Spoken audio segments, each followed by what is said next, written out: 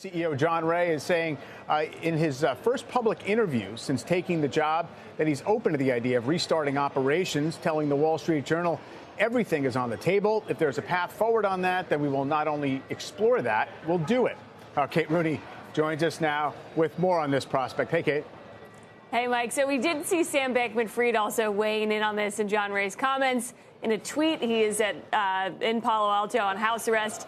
He responded saying, "I'm glad Mr. Ray is finally paying lip service to turning the exchange back on after months of squashing such efforts." He also says, "I'm waiting for him to finally admit that FTX US is solvent and give customers their money back." So interesting response there. He's had a couple blog posts talking about this and claiming that FTX US was solvent.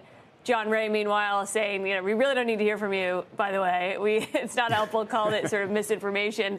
There's a huge question of if anybody would trust FTX, even with new leadership, to use it again. But traders that you talk to in crypto say the software actually was pretty good.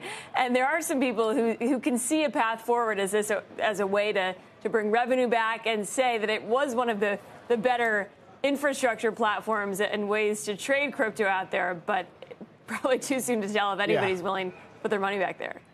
Right. I mean, presumably, yes, perhaps the platform, the technology can live on in some form. Although more broadly, Kate, has it seemed as if the crypto market has suffered in terms of liquidity in FTX's absence? I mean, it seems as if things have traded okay, but I'm sure a lot of money was put in motion over the course of the last few months. That's part of it. FTX has had this effect where a lot of people have pulled money off of exchanges. The market depth definitely has not recovered in terms of liquidity. A lot of people have just moved their money offline for safekeeping and say that they don't trust exchanges across the board, whether it's the new FTX or any global exchange at this point. So that's been one issue with Bitcoin in general, that the trading depth just really isn't there in a way that it was. The lending market is completely dried up, so you've seen that effect.